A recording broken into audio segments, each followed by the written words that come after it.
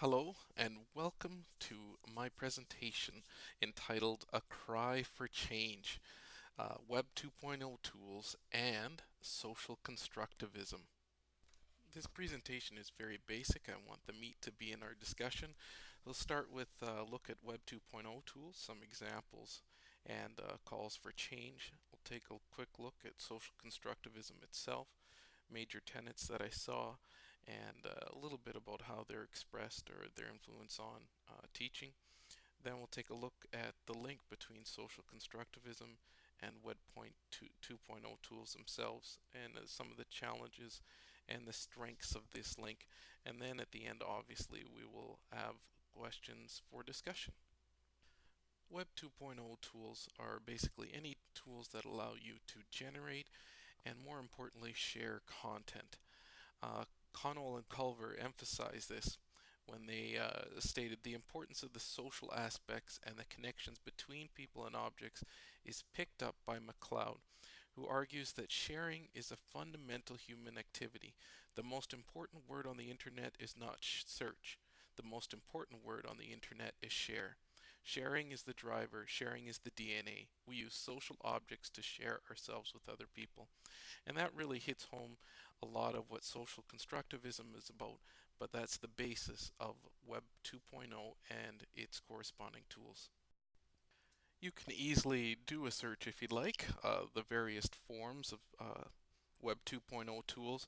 You're very familiar with Facebook, MySpace, YouTube, and various tools like that. I just thought I'd show you quickly voicethread.com. If you're a teacher, a librarian, you might want to take a look at it. It's a very unique Web 2.0 tool that allows you to discuss in various formats around actual physical documents.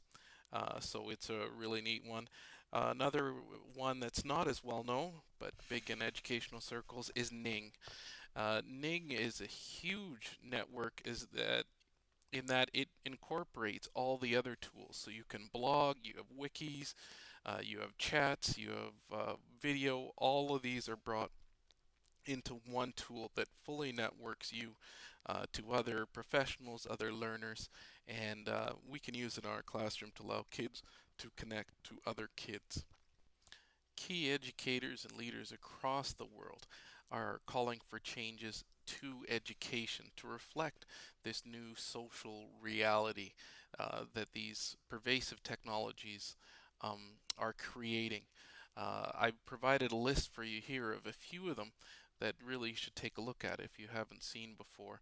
But each of these are calling for us to reflect on how we teach and recognize that the context of learning and the actual learners possibly have changed. One quote from Will Richardson really hits home and ties us all into social constructivism. He said when it came to his kids, he wanted master learners, not master teachers. Learners who see my kids as their apprentices for learning. Before public schooling, apprenticeship learning was the key way kids were educated. And you can finish reading the quotes there, but the idea of apprentices, mentors, the net being a place for creators of content, all tie Web 2.0 very closely to the idea of social constructivism. In terms of what comprises of social constructivism, the first thing is the idea of constructing learning instead of just passively absorbing learning. Gao Choi, Wang, and Wu uh, identified that constructivism maintains that individuals create or construct their own new understanding or knowledge through the interaction of what they already know and believe and the ideas, events, and activities with which they come in contact. So this is the idea of context and building learning rather than just receiving it. Social constructivism emphasizes not so much the interaction with the physical world or physical experiences, but more along the lines of social interactions with others. Chingren emphasized this difference by saying, constructivism emphasizes the learner's personal interactions with physical experience within their daily lives. which he drew from Piaget. He continues to say, whereas a social constructivist perspective recognizes that human beings require the assistance from others to learn. So again, the idea of needing other people to actually help you construct or to put the things that you come in to contact with into context so you can internalize them or make sense of them. Marlin goes on to say, in the social constructivist view, the experience of self exists in the ongoing interchange with others. The self continually creates itself through narratives that include other people who are reciprocally woven into these narratives.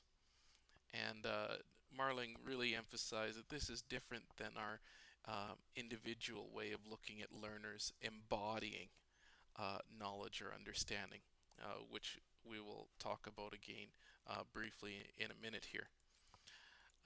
Hacker and Tennant go on to say social constructivist theories place a great deal of importance on the role of student-student dialogue in learning, and in reciprocal teaching, there is an underlying assumption that by participating in dialogue, students will internalize strategies and learn to monitor and regulate their own comprehension. So not only is meaning constructed, it's constructed as people interact with other people around them. They require these interactions for learning. But the last major thing to emphasize is that it's assuming that there's almost a mentor apprenticeship sort of interaction, that at least one person or multiple persons within a grouping or a pairing within a context are farther along the path than others, and this is essential to parties being able to learn or construct new meaning.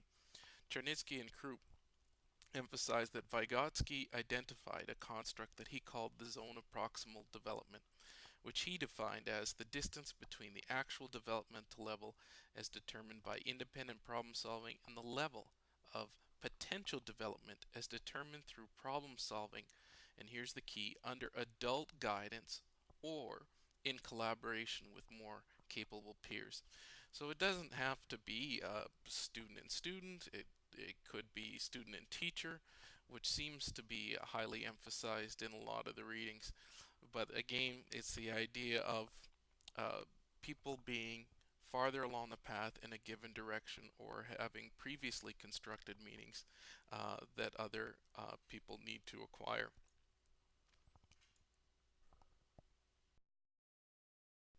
At first, this really sounded like behaviorism to me, and until I came across Jaworski that emphasized and clarified that it's the construction of learning that um, teachers are concerned in more than the actual product itself.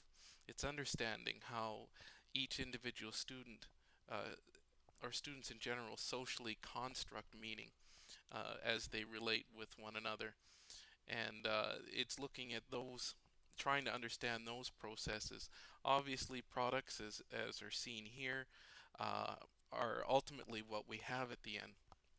But our main goal is to understand the context behind the learner's construction of knowledge, and this allows us to design learning experiences consistent with this contextual understanding, which will maximize our chances of creating uh, lessons or environments that will allow students to acquire new skills, to construct, new skills and knowledge and understandings.